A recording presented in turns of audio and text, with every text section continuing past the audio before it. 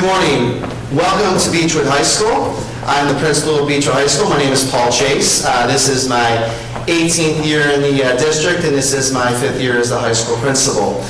Students, before we get started this morning, this is a friendly reminder. Make sure your cell phones are away, your hoods are off, and if you have any beads on your head, make sure you take those off as well. Thank you. Welcome to the Gallery of Success Induction.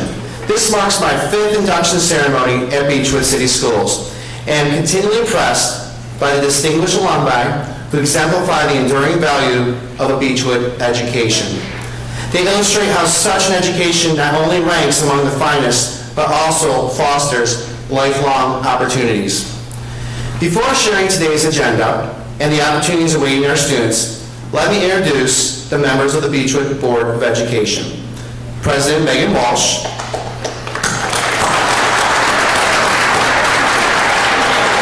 Vice President Wendy Leatherberry, Member Kim Allenby, Member Dr. Josephine Chan, and Member Rini Ghosh.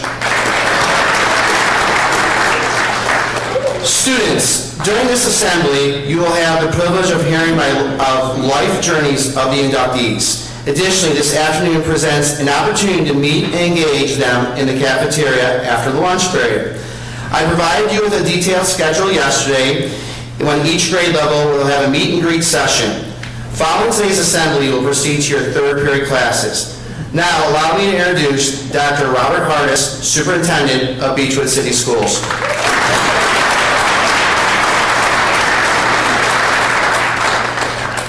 Good morning. Thank you, Mr. Chase. And I want to thank our Beachwood Mayor, Justin Burns, City Council President, Alec Isaacson, and council members, Jillian DeLong and Danielle Schoiket, for joining us this morning.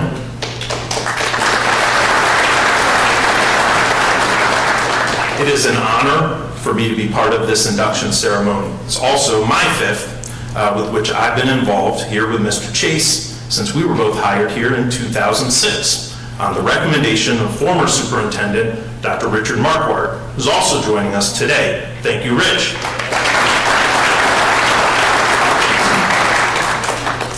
Inductees to the Gallery of Success are chosen by a selection committee, and that selection committee is composed of former inductees, community members, students, and current and former staff. I've been lucky to serve on this selection committee multiple times, and I'm always struck by just how seriously each member takes their responsibility to review the many nominations, to research the candidates' backgrounds and accomplishments, and then to discuss the candidates' merits with the other members of the selection committee at length until the inductees are chosen. This selection committee operated no differently this time, and many of the members of that committee are present here today. I would like all the members of the selection committee to please stand and be recognized for the important role that you played in today's ceremony.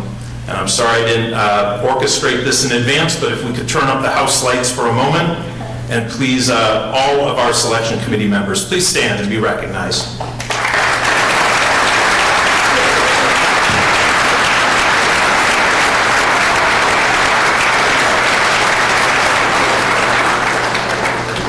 And you know what? You might as well leave the house lights on for a little while, although I was the one saying, please kill the house lights. So there is one amazing Beachwood alum, who's also a former parent and a current resident, who guides this long and detailed induction process from its inception to its culmination today. And that person is Paula Rollins.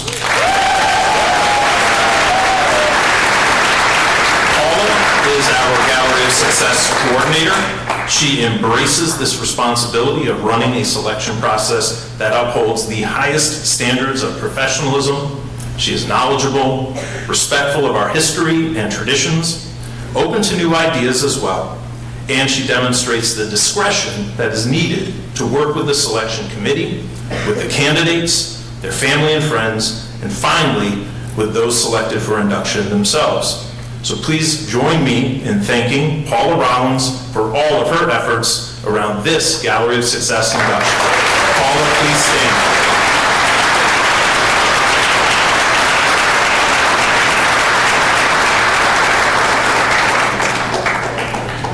Celebrating the accomplishments of Beachwood's alumni is important, and honestly, it's something we don't do enough of. The reason to celebrate our graduates' successes is so that each student present here today, as well as those who pay attention to the gallery case with our inductees plaques out in the atrium, that all of you are motivated to do what each of our inductees have done, to take action and to make a difference. Each individual being recognized today was once a Beachwood student, just like all of you in the upper bowl. And while they have followed different paths, they each demonstrate perseverance, resilience, and determination to make a positive impact on our world. 8 former inductees have joined us today to welcome our 7 new inductees. Sorry, it's 9 inductees are joining us today. And I would like to recognize them: Fran Weingest Buloff, Michael, I'll go through and we can clap at the end, Michael Friedman, James Heller, Mayor of Orange Village, Judd Klein, Robert Marks, David Ostro, Dr. David Rosenberg, Joel Soloway, as well as Aaron Marks and Enid Rosenberg, who served on this selection committee. Former inductees, please stand to be recognized, and thank you for spending your morning with us today.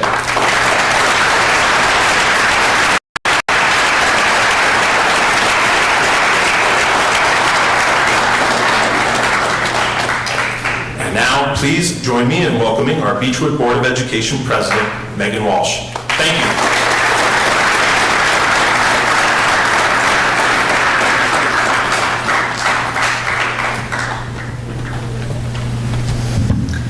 Good morning. It is such an honor to be with all of you today to recognize 7 individuals who exemplify the mission of the Beachwood City School District, which is to develop intellectual entrepreneurs with a social conscience. As I read the biographies of each inductee, I was struck by how uniquely different each of you are. Your paths may have all gotten their start here in Beachwood, yet each of you charted your own course to make significant contributions to our larger world. Whether it was lifting as you climb, with countless jokes along the way, like David Arnold, helping patients become parents, like Marshall Barron, innovating products to create greater inclusivity, like Monique Davis Gordon, advocating for change and working to end discrimination, like Gail Horwitz, channeling grief into increasing awareness, like Rebecca Boroff-Sui, serving the community you love on behalf of all students, like Dr. Brian Weiss, or broadening representation in theater and film, like Alex Weiss. It is clear that each of these Beachwood graduates put our district's values into action. Not only are you an inspiration, you are a reminder that over the course of our district's history, whether for the class of 1974 or 2005, as our community has grown and changed, we, as a school district, have continued to work to fulfill our mission. I thank each of the inductees for being part of our history, our present, and I look forward to you being part of our future. And now, I have the privilege of introducing Nishan Shrestha, Student Council President, as the next speaker. Thank you.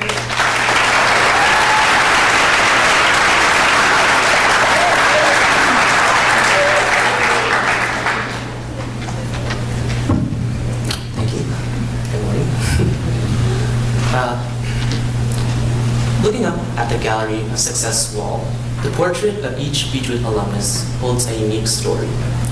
Whether it's reaching new heights in their careers, making breakthroughs in their fields, working to improve their communities, or various other reasons, all of them have achieved success. But how do we measure success? Is it by the number of awards someone has won, how much money someone has earned, the leadership roles they've served in, or the wealth they've donated? Perhaps all of these are different ways to measure success. But in Beachwood's Gallery of Success, individuals and their achievements are looked at through the lens of how they serve as role models for all of us to follow. Each story serves to inspire us to see more inside of ourselves and in the world around us. And the incredible part is that all of these stories began here. As current and former students gather here today, we've all had the privilege of being a part of this wonderful community. My past 4 years at Beachwood High School have been shaped by great teachers and classmates, and a multitude of wondrous experiences. Likewise, I take pride in seeing all of the different stories found in the Gallery of Success, knowing that each one of them took the lessons that they learned from here and achieved many great things. Of the many portraits on the wall, not one of them has the same story, and I'm confident that each new entry will be just as unique. Each new inductee is a role model for all of us, and proves that success can be measured in many different ways. They show us all that the future is not set in stone. It's something that we each create for ourselves. Today, we have the pleasure of hearing 7 of these stories, and let us all be motivated by what we hear today to create our own inspiring stories. Thank you.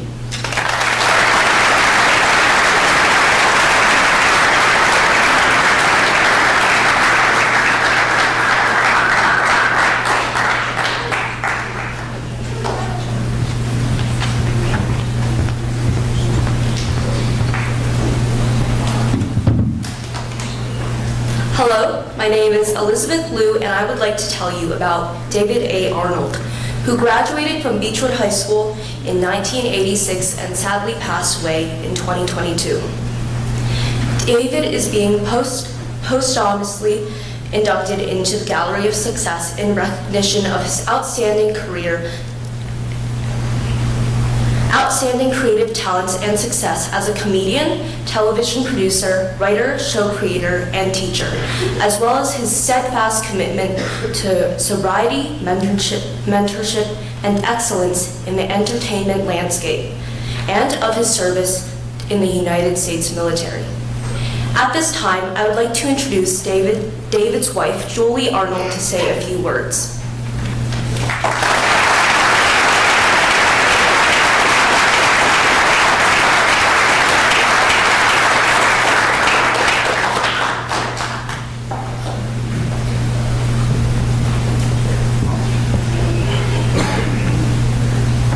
Good morning. My name is Julie Arnold, and I am the wife of David A. Arnold. Thank you immensely to Beachwood High School and the Gallery of Success Committee. Beachwood High School held significant meaning to David. From the very first day David and I met, he spoke passionately and had the most hilarious stories he shared about being here. I want to emphasize the profound importance of your recognition. David ardently wanted to be in the Gallery of Success. He succeeded in so many ways, but this was one of his goals as well. So I am deeply grateful on behalf of myself and my 2 daughters, Anna Grace and Ashlyn, for honoring him. Thank you for seeing him and acknowledging his exceptional contributions.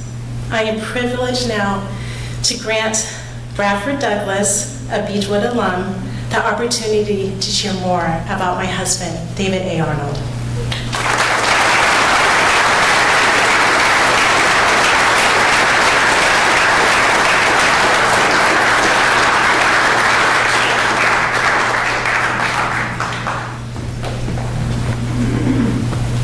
Hello, everyone. David A. Arnold was born in Cleveland, Ohio on March 15th, 1968. He graduated from Beachwood in 1986, and nothing made him prouder than being one of the 2 speakers at his high school graduation, even though he literally had the lowest GPA in his class. David often used his academic challenges as stand-up material and never let it stop him from chasing his dream. After high school, David served his country in the United States Navy as a medic. Entertaining troops for the USO Comics on Duty tour ignited his passion for making people laugh. Yet Hollywood initially closed its doors to him. Undeterred, David embarked on a remarkable climb from the bottom rung, creating his own opportunities in the entertainment industry. In 2001, David self-released his first comedy album entitled "'Cause I Gotta Go to Work in the Morning," and shortly thereafter he wrote, produced, and directed 3 independent short films, "Because My Stand-Up Is Not Enough," "Till Death Do Us Part," and "The Garage Sale." His persistence paid off when he appeared on Def Comedy Jam, Comedy Central, and when he hosted the Laugh Factory's Chocolate Sundays on Sunset Boulevard. By sharing his journey as a loving husband to Julie and a devoted father to Anna Grace and Ashlyn, David took the internet by storm. His unfiltered point of view and no-nonsense brand of parenting garnered 2 million followers across all social media platforms. As an influencer, he had paid partnerships with Jack in the Box, Beachbody, and I Can't Believe It's Not Butter. While touring to sold-out audiences and working as a writer-producer, David found time to teach hundreds of aspiring comedians in his popular class, The Art of Stand-Up Comedy, to which he authored a companion book set to be published posthumously. His early works, first issued in the 1986 edition of the Beachwood magazine Introspect, laid the foundation for an illustrious career that included writing over 200 episodes of television. His early credits include Meet the Browns, House of Pain, and The Real Husbands of Hollywood. David's television journey culminated in becoming an accomplished producer for Netflix's Fuller House, Nickelodeon's Side Hustle, BET's Bigger, and the creator and showrunner of the hit TV show That Girl Lele.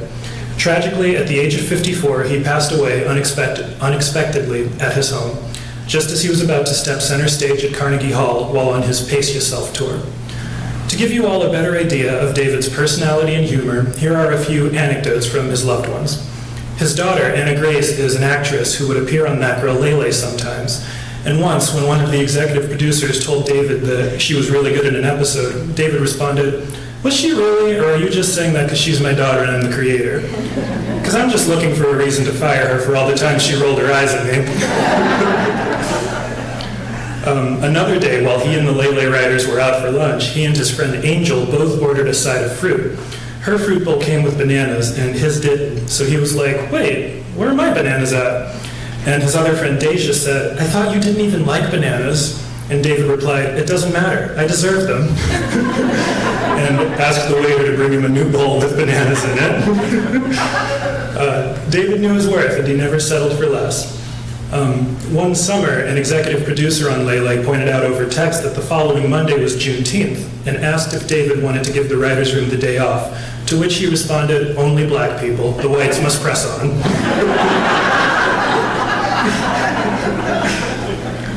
One can witness David as a world-class comedian in his 2 Netflix specials, Fat Ballerina and It Ain't for the Weak. At the moment of his passing, David and his wife Julie were actively involved in developing a variety of projects under their production company, Manor House Entertainment.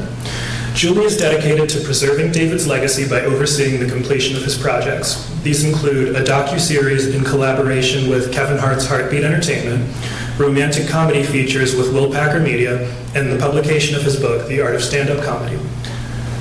David changed countless lives, including my own, and as long as we pay forward his legacy of laughter, his memory lives on. Thank you.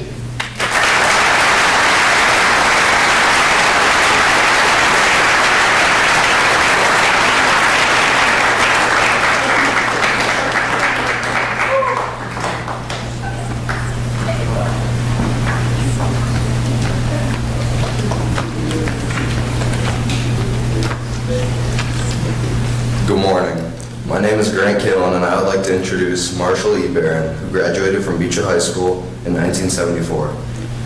Marshall is being inducted into the Gallery of Success in recognition of his expertise in the fertility industry and helping prospective parents build families and serving as a resource to reproductive endocrinologists and pharmaceutical manufacturers on best practices and innovations fostering greater patient comfort and pregnancy success rates.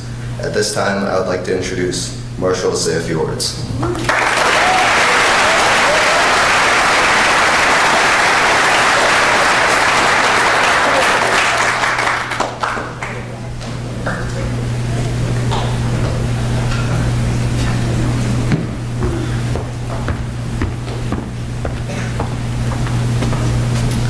Good morning. Thank you, Grant, for introducing me and being my guide today. It's wonderful to be back at BHS, and I'm very grateful for this honor. I want to start by telling you about my first day in the high school. During the summer of 1970, I participated in daily freshman football practices at the high school. I only weighed 98 pounds, so when my jersey was tucked in, only the top half of the number 4 was visible. Needless to say, I was not a star player. The first day of class was on September 8th, 1970. It was nice to be reunited with all my friends. After class, we had our usual football practice. However, that day was anything but usual. My classmates and I will never forget it. During practice, it began thundering and lightning, and we were told that day's session was being suspended. As we were running up the hill toward the locker room, lightning struck and many of us were knocked out. Tragically, 2 of my teammates were instantly killed. Along with the rest of my class, I attended the funerals for both Arnie Finkel and Robert Jacobs, and I was a pallbearer at Robert's funeral. A few days later at a team meeting, we were asked if we wanted to continue the season. While some players decided to leave the team, most of us voted to play the season in their memory. As close to class as we were before, because of this tragedy, the entire class of 1974 has a special bond. Whenever we gather socially or at reunions, we remember Robert and Arnie, and we discuss the life-changing impact of that opening day of high school and the lesson it taught us about fragility of life. On behalf of my class, I want to thank Dr. Hardis for allowing us to have a rededication ceremony of the memorial rock during our 40th reunion. It was a very healing experience for all of us. All of us who have the privilege of attending BHS learn a lot of lessons in and out of the classroom. For me, in the classroom, it was the science labs which prepared me for pharmacy school and for a meaningful career. In the non-quantifiable educational value I learned throughout my years in high school was the importance of perseverance. For 33 years, I owned Barron Pharmacy, which was not your typical pharmacy. We specialized exclusively in fertility medications to help build families. If you needed an aspirin or asthma medication, you did not come to us. If you wanted to get pregnant, we were the place to be. Well, I was the first such pharmacy in Ohio and one of the first in the country. When I first started my fertility pharmacy, I had a difficult time getting into some of the larger fertility clinics. But about a year into it, the manufacturer of Pergonal, which is the mainstay medication of fertility treatment, decided to phase out this drug. The story behind the development of this Pergonal medication is like no other, so I'd like to share with you how it came to be. In the 1940s, an Italian scientist discovered that the urine of elderly women contained 2 hormones which would enhance fertility, but he had no method of producing it. He found a partner in an Austrian scientist educated in Israel who wanted to replenish the Jewish population of Europe who had been murdered in the Holocaust. When the Austrian scientist went before the board of a pharmaceutical company and told them he needed thousands of gallons of urine from elderly women to obtain these concentrated hormones, they told him no, asserting they were a pharmaceutical company, not a urinal company. However, he was eventually introduced to a board member who happened to be the nephew of the Pope. The Pope agreed to let the urine be collected from elderly retired nuns, and thus the Vatican came to own 25% of this huge international pharmaceutical company. Years after the introduction of Pergonal, the manufacturer decided to discontinue it. Very quickly, no pharmacy in the U.S. had it. The fertility clinics did not think the replacement medication for Pergonal worked as well, and they still wanted the original formula. I knew I had to find a way to get it into my pharmacy. My cousin in Canada, who was also a pharmacist and owned a traditional pharmacy and a medical clinic, I asked him if he could obtain Pergonal for me, and he said he could because it was not yet discontinued in Canada. In order to bring it into the States, I would need permission from U.S. Customs. I wrote multiple letters to many different customs offices around the U.S. I kept at it until finally one agreed to give me permission to bring it in across the border. This was a lesson in perseverance. As the only pharmacy in the United States with this essential medicine, suddenly all those fertility clinics turned to me and were pleading with me to supply their patients with the medication they knew worked best. Then they saw what else I offered their patients. The medication has to be given at precisely the right moment, and I accommodated the patient's treatment plan, even going into the pharmacy late at night or meeting at my home after hours to make sure they had the medication in a timely manner. Sometimes I would teach them the complicated procedure for injections at my kitchen table to ensure they administered it properly.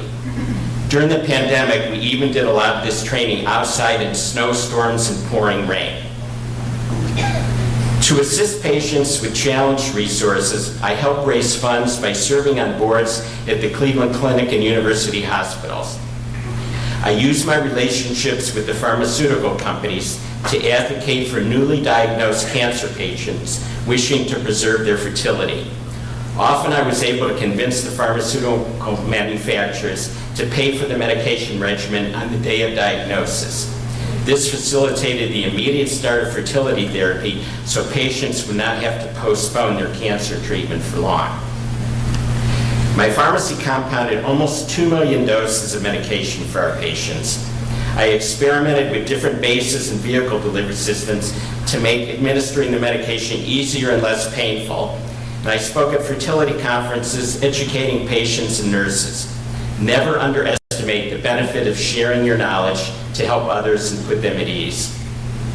We were very proud of the kind of supportive services we offered and how we went the extra mile for our patients. And fertility clinics knew they could depend on us as their partners. Together, we helped over 20,000 babies come into this world.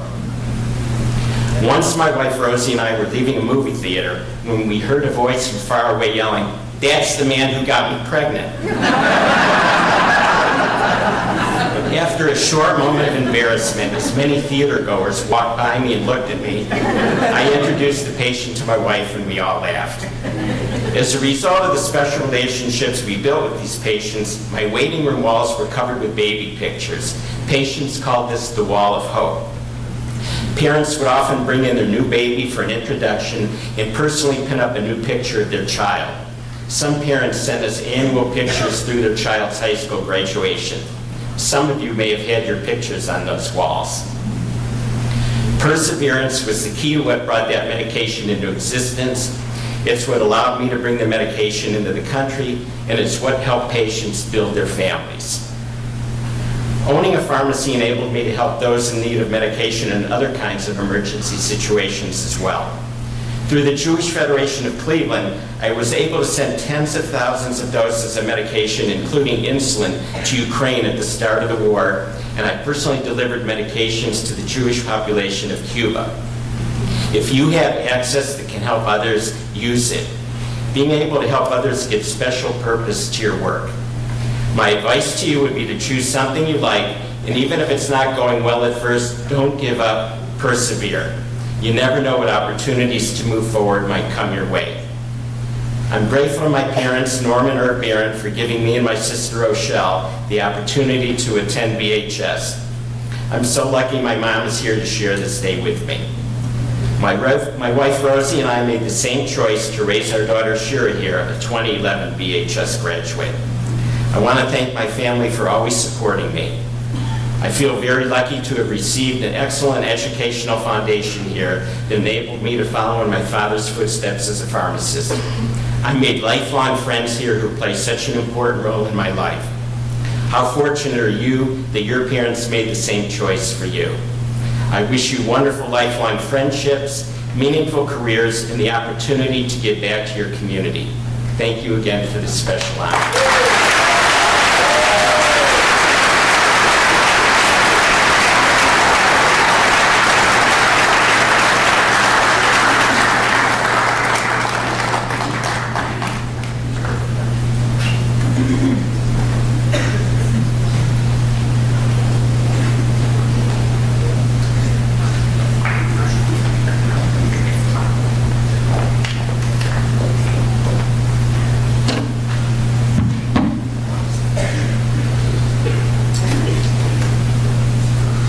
Hello, my name is Jaya Kaur and I would like to introduce Monique Davis Gordon, who graduated from Beachwood High School in 1996. Monique is being inducted into the Gallery of Success in recognition of her leadership and achievements in the beauty industry. with expertise in marketing as well as product and commercial innovation, and her dedication to ensure that the industry continues to expand its focus on inclusivity to better serve all consumers. At this time, I would like to introduce Monique to say a few words.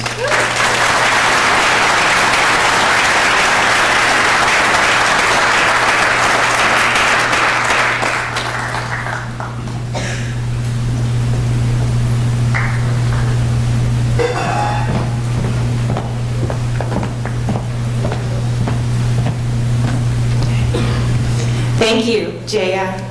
It's been so nice to meet you and have you as my guide today. Good morning, everyone. My name is Monique Davis-Gordon, and I'm extremely honored to be here with you today and to be included among such a remarkable class of Gallery of Success inductees. First, I want to thank you, Mr. Chase and Dr. Hardis, and the esteemed Beachwood Board of Education for recognizing my contributions since graduating from Beachwood High School. I also want to thank my parents, Dwight and Elaine Davis, who are here with me today. It's been a long time since they've stepped foot in this school, but they used to be here often for football games and school events, so they are no stranger to BHS as well.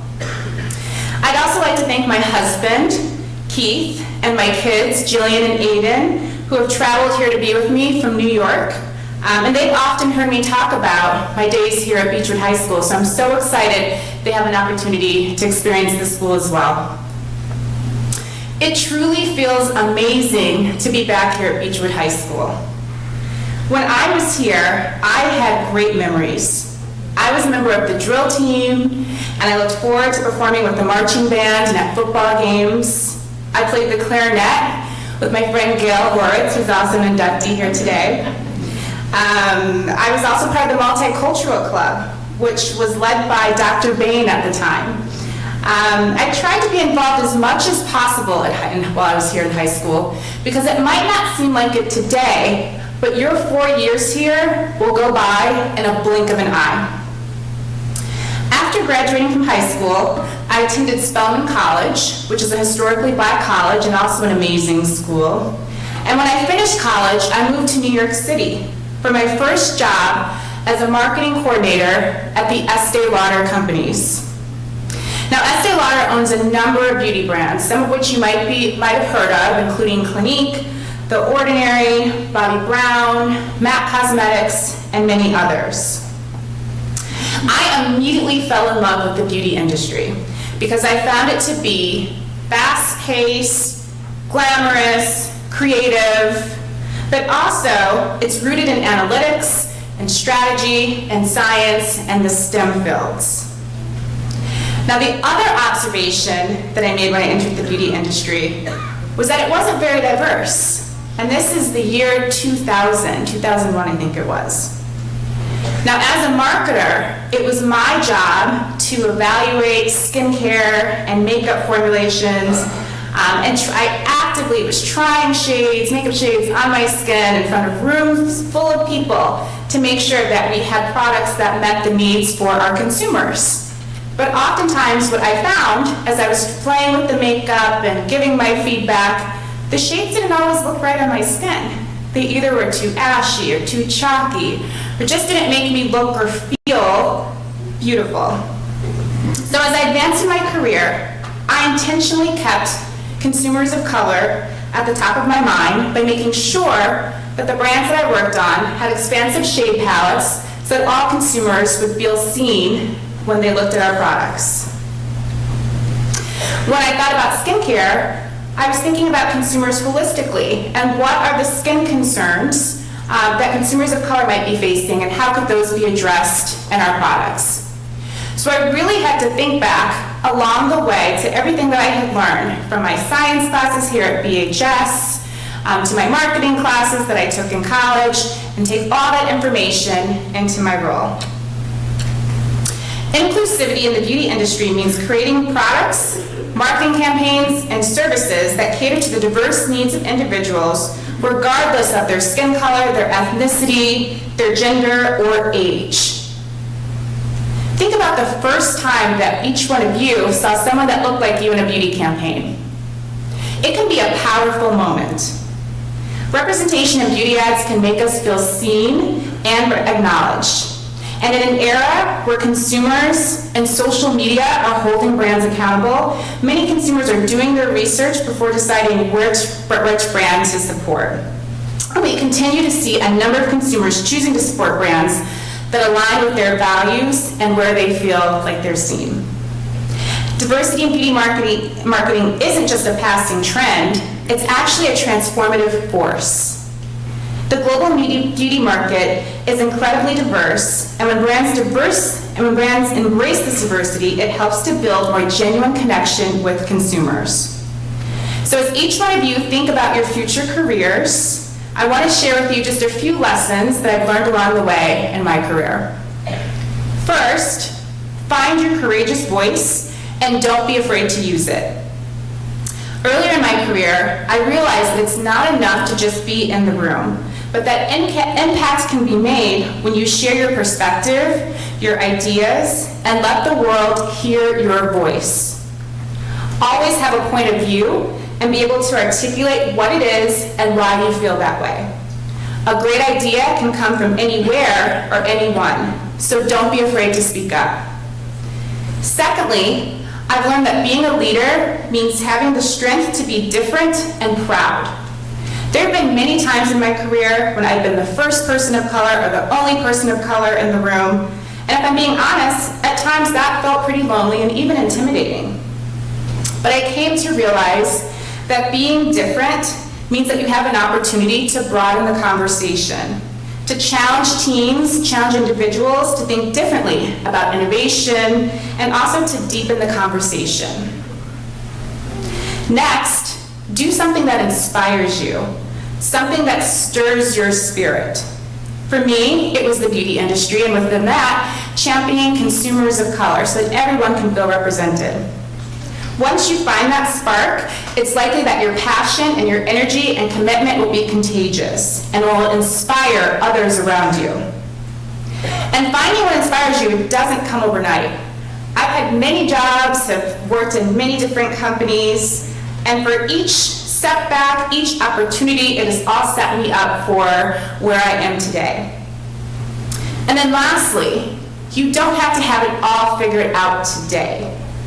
Life is a series of twists and turns, and there are numerous paths that can lead to success.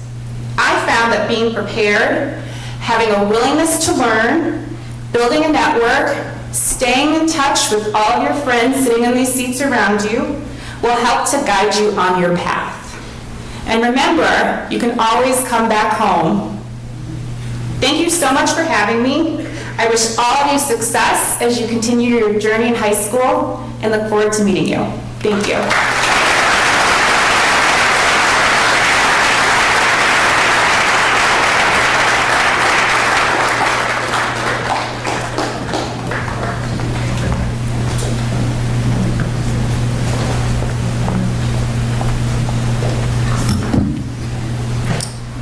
Good morning. My name is Nina Myers, and I would like to introduce Gail Horwitz, who graduated from Beachwood High School in 1998. Gail is being inducted into the Gallery of Success in recognition of her work as an attorney to end sex, race, and disability discrimination affecting students and educators across the U.S., as well as her dedication and enthusiasm as a community volunteer, advocate for gun violence prevention, and a supporter of refugee families. At this time, I would like to introduce Gail to say a few words.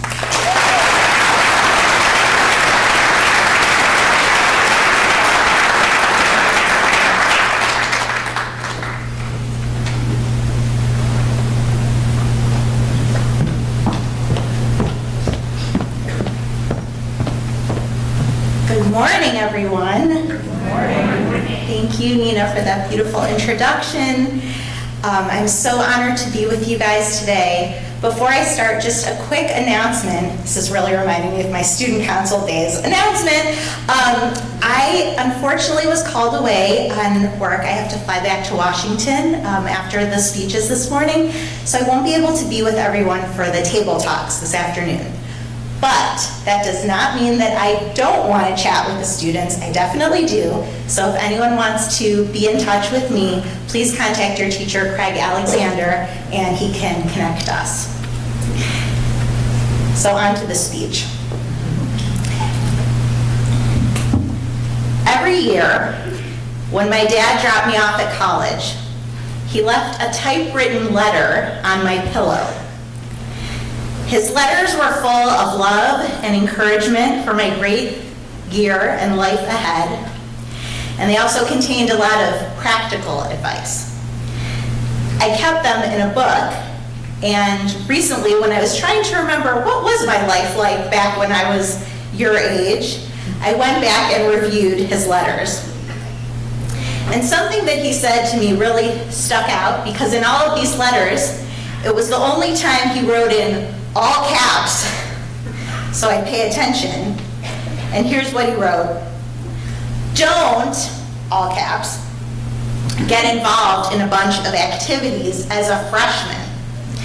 Now, there's a little backstory to this that I have to explain.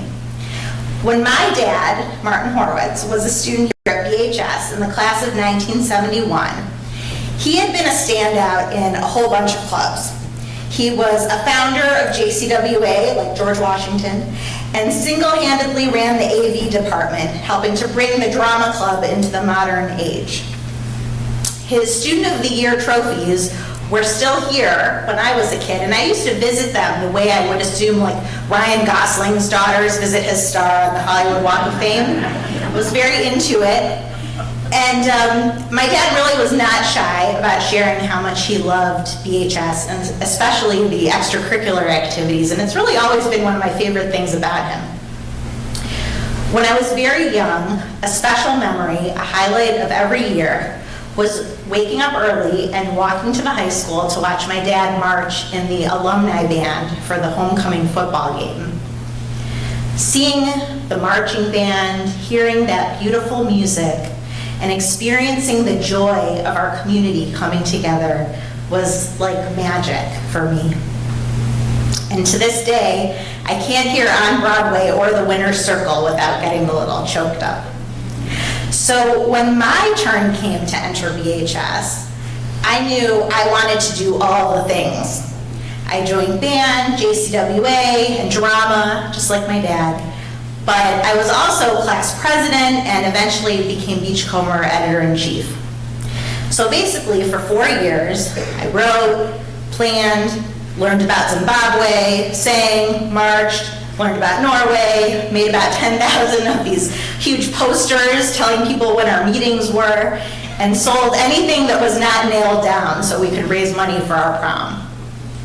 And living this high school life, I was very happy.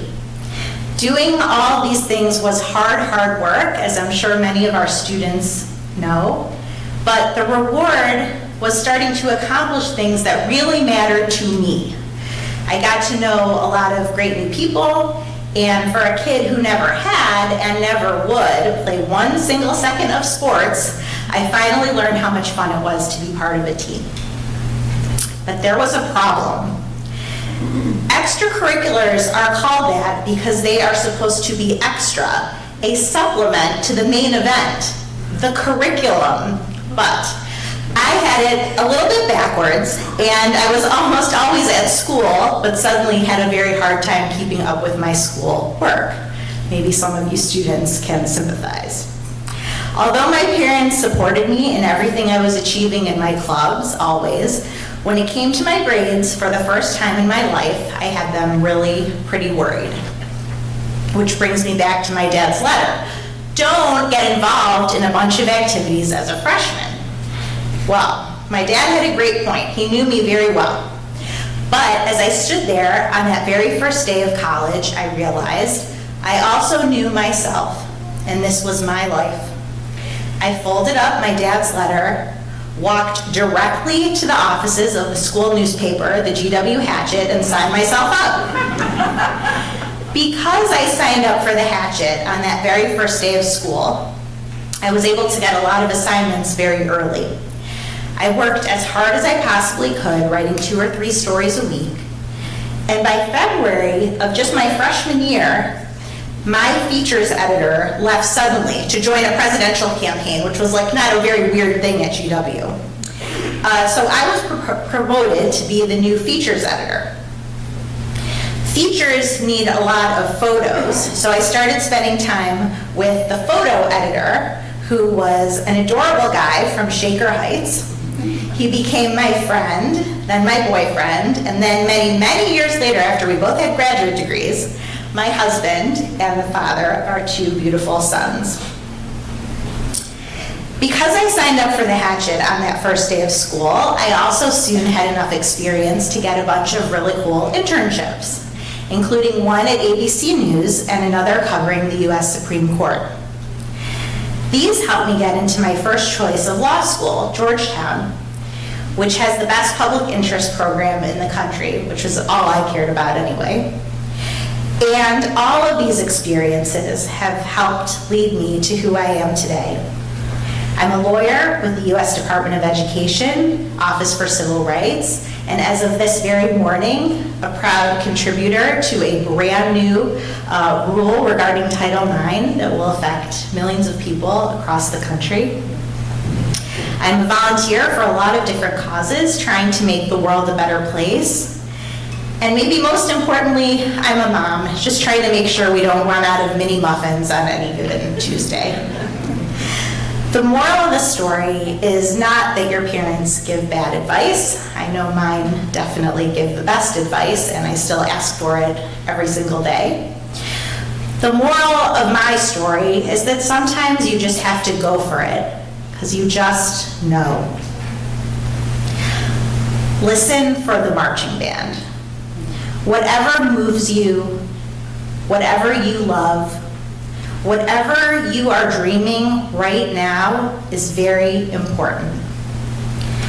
That feeling is your future calling.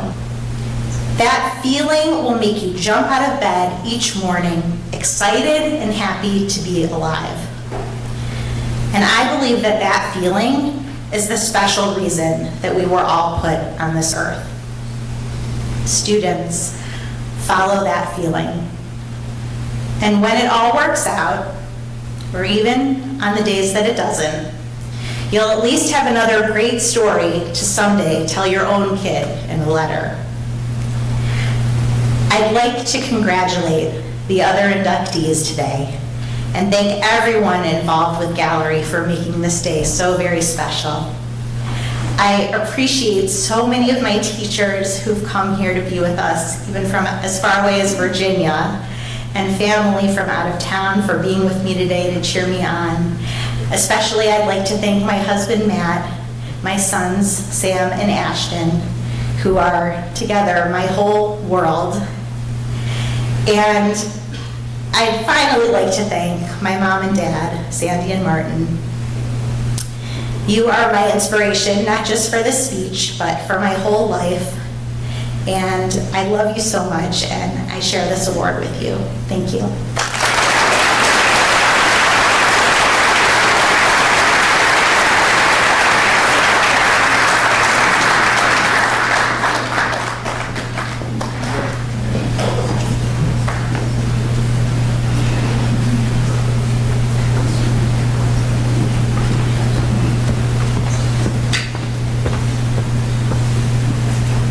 Good morning.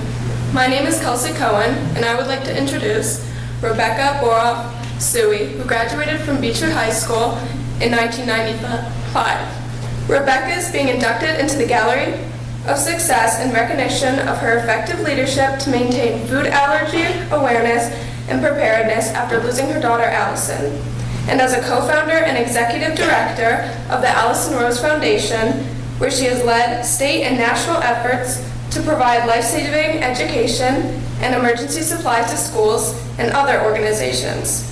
At this time, I would like to introduce Rebecca to say a few words.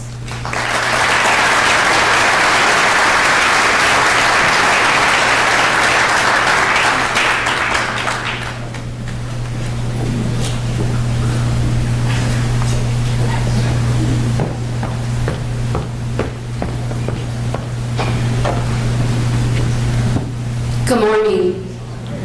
Thank you, Kelsey, so much. It's been so lovely to get to know you this last week. Standing here today, as I had the chance to walk down the familiar, yet very remodeled halls of Beachwood High School, I am overwhelmed with a sea of memories. For me, this building wasn't just where I went to school. It was a second home. And I mean that, literally. My dad, Randy Boroff, was the high school principal at Beachwood High School for many years. Even before I attended, during my entire high school career, throughout my brother Robbie's years, and even a few after that. Beachwood High School is truly where I grew up and where my journey began. It's an incredible honor to return, not just as an alum, but as a voice for a cause that has unexpectedly shaped the core of my being. Our daughter Allison was diagnosed with a peanut allergy as a toddler. When we learned of her allergy, her doctor equipped us with an action plan in case she accidentally ate something that contained peanuts, and if she developed a severe allergic reaction. This plan worked for us, and the few times Allison did eat something to which she was allergic, she recovered. Allison exemplified a brightness that shined in the way she dressed, the bounce in her step, and most importantly, the twinkle in her eyes. It also shone on the sidelines as a high school cheerleader and on the stage in drama production. She was naturally the life of the party wherever she went and whatever she did. Allison had a true joy about her, a lust for living that was infectious. She was funny, engaging, and always made the most out of any situation. Now, Allison had a mischievous side too, but whatever she got herself into, it didn't matter, because to Allie, the end always justified the means. Allison graduated from high school in 2017 and began her first year at Ohio University, and it was the happiest we ever saw her. My husband Michael, her dad, had the pleasure of visiting Allison in November of that year, just a few months after she left for college. It was Dad's weekend, and boy did Allison show her father how much of the life of the party she was. And he showed her the apple doesn't fall far from the tree. I remember the two of them asking me to join them that weekend, but something in my heart told me that this trip needed to be exclusive to just the two of them. Following their festivities on Saturday night of that weekend, my husband said goodbye to Allison, and that was the last time he would be with her. A few hours later, my husband received a call from one of her friends. Allison had eaten something and was having an allergic reaction. Now, my husband has served almost 30 years as a firefighter paramedic and is equipped for emergencies like these. However, as he listened to the commotion in the background of that phone call, one word would alter our path indefinitely: CPR. Allison had lost consciousness due to her reaction and ultimately lost her life. In the blink of an eye, the future we envisioned vanished, leaving us in shock and silence. But in this silence, a mission was born. The Allison Rose Foundation, named to honor the beautiful life and spirit of our daughter, became a beacon of hope and a vessel for change. Our mission is clear: to change the lives of those living with food allergies, as well as the people that love them, and to ensure that no other child, no other family faces the same heartbreak. Knowing that we could continue to do for and honor our daughter while also keeping her memory alive became a place of comfort. In the face of tragedy, we are often told to find strength, to push forward. Yet, what's not shared is how unpredictable, frustrating, and lonely this journey can feel. The strength to move forward didn't come solely from within myself, but from those that surrounded my family and me. I always knew my husband and I were a perfect match. But you don't really know how strong a connection can be until you're faced with a tragedy, especially one you're experiencing together. Not all relationships make it through a loss of this magnitude, but not only has ours, well, so far, but we become stronger knowing that we can handle anything together. People also often ask how we made it to the other side. I can tell you. Our true guiding forces through the pain were our two remarkable younger children, Jenna and Ryan. We followed their lead. As they navigated their path, we watched them pick themselves up continue on, and succeed. They are undoubtedly our role models and heroes. We've also felt the collective support from each person here with me today, either in person or watching on the stream. My parents, brother and sister-in-law, who continue to stand by our side, my lifelong best friends, each two a graduate from Beachwood High School, and of course those from the food allergy community who constantly rally around the cause, believing in the possibility of change. Through the foundation, we have spearheaded initiatives across state and national levels, providing life-saving education and emergency supplies to schools and other organizations. We've turned our sorrow into action, ensuring that Allison's legacy is not defined by her absence, but by the countless lives we continue to safeguard in her memory. So, to you students of Beachwood High School, I stand before you as evidence of the resilience of the human spirit. Each of us has the power to transform tragedy into a catalyst for change, to channel grief into purpose. To the faculty, both past and present, thank you to those who shaped my way. Your dedication to nurturing these young minds will be something they will never forget. As I accept this honor, I do so on behalf of all who have joined this journey. The educators, students, families, and communities. To all the families who are part of this club that you wish to never be initiated into, we are going to make a difference. We have made a difference. Let this recognition serve as a reminder that from despair, we can rise. Allison's spirit and her dreams live on through our work, reminding us that love does conquer all. Thank you to my dear friend, Dr. Alice Hoyt, for the beautiful nomination, to Beachwood High School and the selection committee for acknowledging not just my efforts, but the enduring power of community, resilience, and hope. Thank you.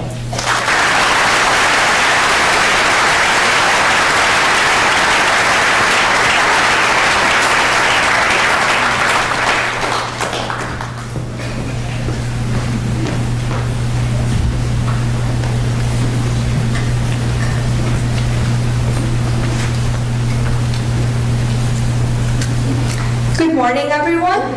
My name is Radha Parikh, and I would like to introduce Dr. Brian Weiss, who graduated from Beachwood High School in 1976. Dr. Weiss is being inducted into the Gallery of Success in recognition of his leadership on the Beachwood Board of Education for 17 years, service to the community, including as a bond levy chairperson, accomplishments in the field of podiatry, and as a board member of the Northeast Ohio Academy of Podiatric Medicine and the Down Syndrome Association of Northeast Ohio. At this time, I would like to introduce Dr. Weiss to say a few words.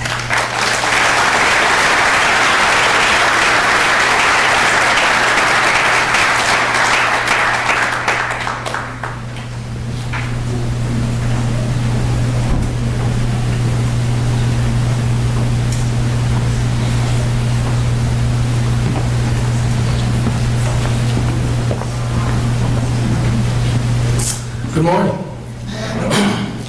So, my daughter asked me, Dad, do you have to make a speech at your gallery induction? I responded, yeah, but it's only 5 minutes. She says, how are you going to do that? You can't say anything in 5 minutes. My son-in-law then added, do they have music to play you off like on the award shows or a hook to get you off? So now let's see if they're right. Wow, what an awesome experience. How lucky I feel this month to experience 2 once-in-a-lifetime events. Just a few weeks ago, we got to experience the full solar eclipse. How cool is that? I want to thank the City of Beachwood and the Beachwood Schools for putting on a great event at the high school stadium. I saw everyone there with their glasses, special lenses on their cameras, boxes with holes in them, and various means of watching the eclipse. Someone told me that the best way to see it was just to look through a colander. I tried that, but all it did was strain my eyes.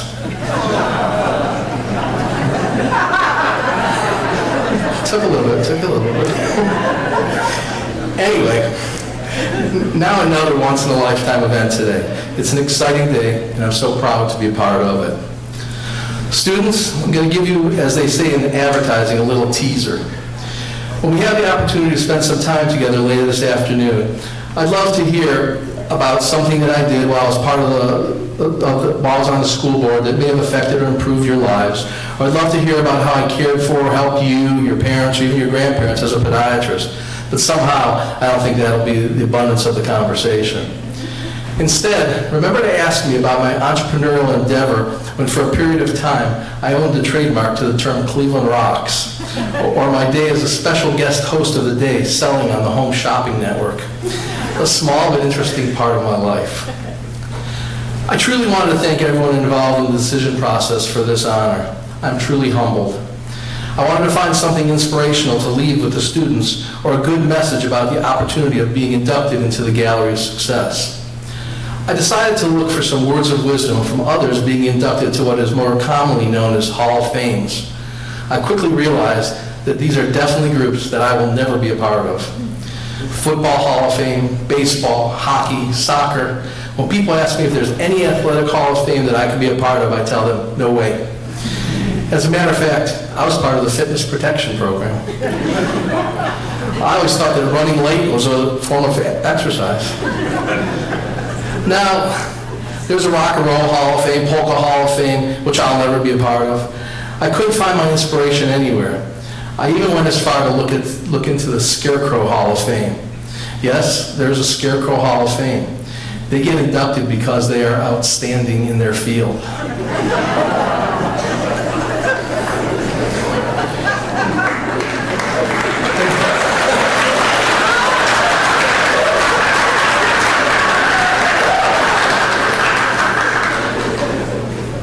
Finding no inspiration there, I felt that it would be even more important to define the word success. What could I find profound to share here? Not finding what I was looking for, I had to go back in my past. I remember a small frame poster that I had hanging in my bedroom for years when I still lived at home. I was able to find it buried in a box in my basement. My wife Dawn says I save everything, but see, you never know when you're going to need that stuff. I'd like to share this with you. I'm not sure who the author was, but it's titled, Don't Quit. When things go wrong, as they sometimes will, when the road you're trudging seems all uphill, when funds are low and debts are high, and you want to smile, but you have to sigh, when care is pressing you down a bit, rest if you must, but don't you quit. Life is strange with its twists and turns, as every one of us sometimes learns. And many a person turns about when they might have won had they stuck it out. Don't give up, though pace seems slow. You may succeed with another blow. Often the struggler has given up when he might have captured the victor's cup. And he learned too late when the night came down how close he was to that golden crown. Success is failure turned inside out. So stick to the fight when you're hardest hit. It's when things seem worse that you mustn't quit. Also, in the words of the late, great Green Bay Packers coach Vince Lombardi, the only place that success comes before work is in the dictionary. So here's my advice to the students who I look forward to seeing standing in this spot someday. Find someone you love, create a family that you love and loves you, find a career that you love and do it well.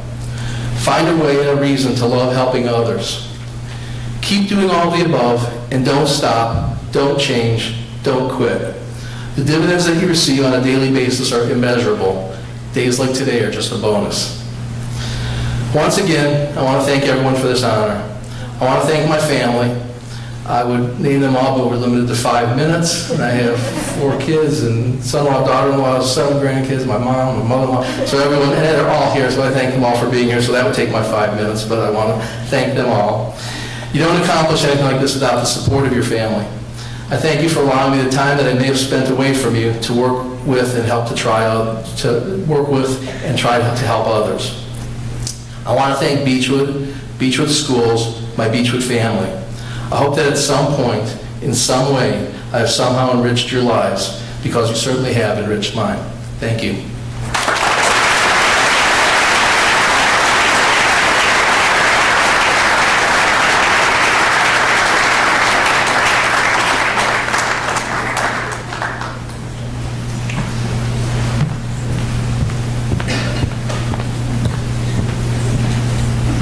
Good morning. My name is Rachel Kanarovich, and I would like to tell you about Alex Weiss, who graduated from Beachwood High School in 2005. Alex is being inducted into the Gallery of Success in recognition of his illustrious career in theater, film, and television.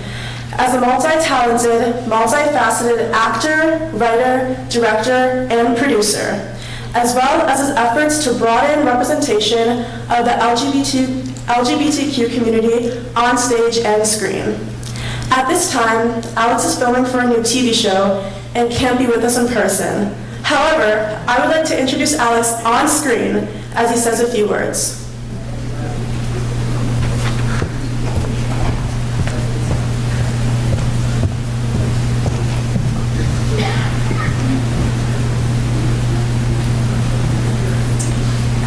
Hi, Beachwood High School. My name is Alex Weiss. I graduated in 2000, and I'm really very honored that I'm being inducted today into the Gallery of Success, which is really very crazy, especially because I still pretty much look like a child, but like elderly at the same time. So I'm like an elderly child, and I'm making a video today to let you know that you too can turn into an elderly child. Is this helpful? Is this helpful? Is this good for the video? Is this good for the video? Okay. I'm pretending there are people over there. We can return to that bit a few times. So I'm actually sorry that I couldn't join you today. Unfortunately, but also fortunately, I'm working on a new television show, and so I just can't. I couldn't be there today, and I really wish the timing were different, because I would love to see you all and meet you. That would have meant a lot to me. I mean, I remember when I was in high school, barely, and I'd sit there in the auditorium and hear the names of the people who were being inducted into the Gallery of Success, and I would think to myself, who? And I did, what? So I really hope that I can be that for someone today. Is that good? See, we return to the bit. Okay, I'm also, by the way, I hope it's okay to say, I'm also really thrilled that I can't be there today, because can you imagine? You finish high school, you finally do it, and then they make you go back. Right? Like, you do well, and so they reward you by making you go back to high school. Absolutely one of the most harrowing things I can think of. Of course I'm kidding, and I did actually want to be there. I bought a plane ticket and everything. Will I get a refund? Okay, but I am sorry that I can't be there. That actually brings me to something I want to talk to you about, and let me just scroll through my notes. There it is. Hating high school with a fiery passion. I hated high school so much, my head could spin.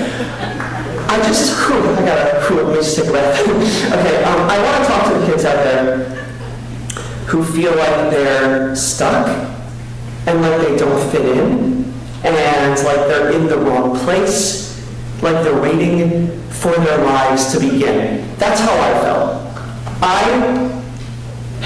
Look, obviously, go Bison, Cleveland Pride. I obviously love Cleveland. I love Beachwood High School. I hated it there so much. I need to close my computer. I can't even do the speech. I can't do the speech. No, I love Cleveland, and I love Beachwood so much. I hated it so much. I mean, when I was in high school, it was one of the worst times in my life. I sat in every class completely miserable, learning about things I didn't care about at all. How are the teachers loving this speech right now?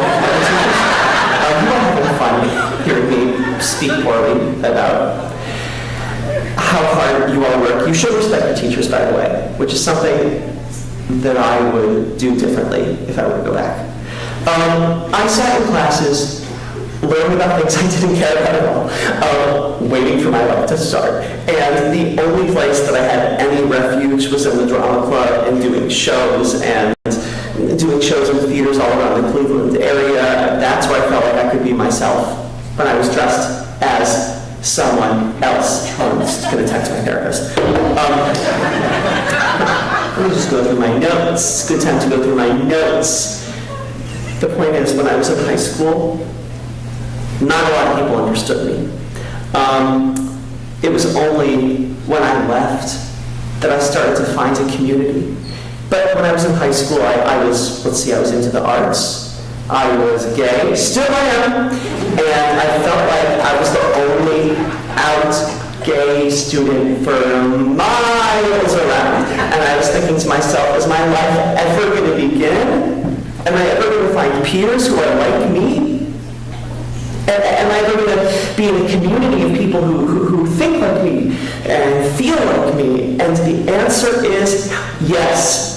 That was a joke. Yes, you absolutely will find your people. If you feel like you can't find your people, if you feel like you're alone, I just want to tell you to stick it out, and you're going to find your people, and you're going to get out of high school alive. There is life after high school. Just stick it out. Because eventually, if you find your passion, if you focus on your passion and run toward the things that you love, you're going to find people who care about the things you care about, and who can see your heart, and who can connect with your soul, and who are as weird as you are. So be weird. You gotta be weird. Don't worry about fitting in. I didn't fit in, and I'm in the gallery of success. A lot of the leaders, I'm sure a lot of the leaders who you think about, people you admire, a lot of those people were shut out of rooms. They heard people say no to them. A lot of people have said no to me. Thousands of times people have said, you can't be in our show, you can't be in our movie, or you're not good enough. You know, all the things that you hear as an actor or an artist or whatever you do. But every one of those people, they were wrong. And I kept knocking on doors. And eventually I started building my own doors that I could walk through myself. That's what you can do. Make your own doors that you can walk through yourself. As soon as somebody tells you no, that's an issue with that person. That's not an issue with you. Does that make sense? Like if somebody says, oh, you're not good enough to be an artist, that doesn't mean that you're not good enough to be an artist. That just means that the person who delivered that message has an issue. So keep doing the thing that you love. Keep doing the thing that you're passionate about, and be weird. And you're going to find your people, and you're going to build your own doors, and life is going to happen for you. My life is unfolded because I focused on my passions, okay? Just figure out what you love, get through high school, and you're gonna be okay. Go Bison. I hated it there so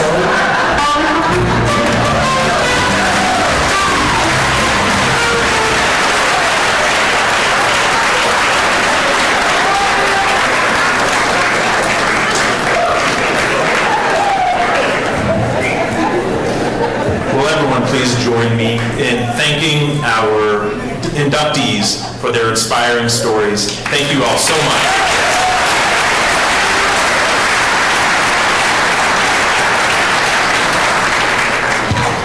Okay, so now a couple announcements. What we're going to do, and if everyone will just wait a moment, we're going to have our students and staff leave the auditorium, and third period will begin in a few minutes, in 5 minutes. And what I will ask all of our inductees to do, if I haven't already spoken to you, for you, your family, and friends to please stay here. We want to snap great photos of you alone, with your plaques, with your family, and with your friends, and take the time that you deserve to have those photos preserved. And then finally, in between now and for our inductees and their guests who will be staying here for our lunch, we have some time. Your guides will take you, inductees and those who would like to join you, our guides will take you, and any other audience members who would like to stay here. In a few minutes, when we're done with photographs, we are going to show on the screens an interview through Facebook Live that took place a couple years ago. It was facilitated by our Director of Equity and Community Engagement, Kevin Houchins, with Bradford Douglas, who presented here today, and our first inductee, David Arnold.